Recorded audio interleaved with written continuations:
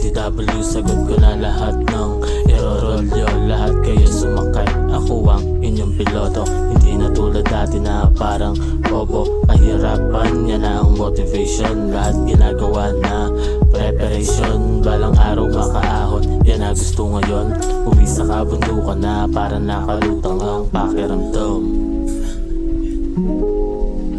Parang nakalutang ang pakiramdam. San Vicente vibe, San Vicente vibe, San Vicente vibe, San Vicente vibe, San Vicente vibe. Araw-araw sumusurvive, sinusulit na enjoy kasi alive. Naman, yeah, San Vicente vibe. Araw-araw sumusurvive, sinusulit na enjoy kasi alive. Naman,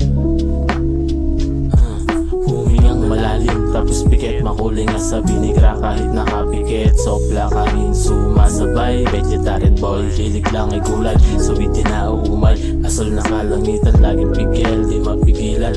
Napapangiti yan, kasi quality yan. Madam Lavender yan, mahamog na kapaligiran. Sa gitna ng kagubatan, temang bagyong nalalasahan.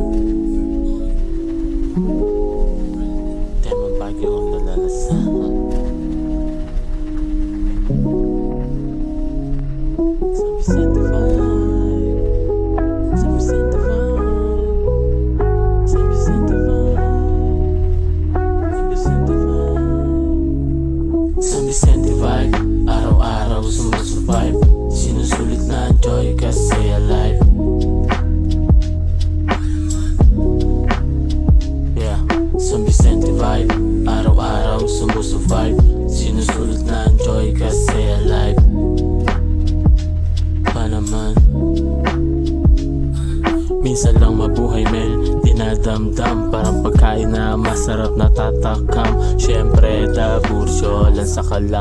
San Vicente vibe, sinusulit na enjoy kasi alive. Pa naman, mahahaga na ulit ang kalikasan.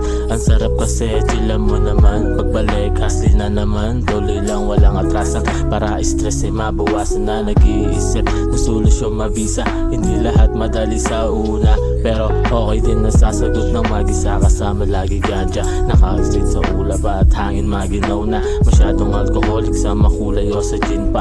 Mabilis ang oras, hindi na namalayan to. Kakaibang enerhiya niyayakap mo sa mahiwagang kabute, baka ay tumalino.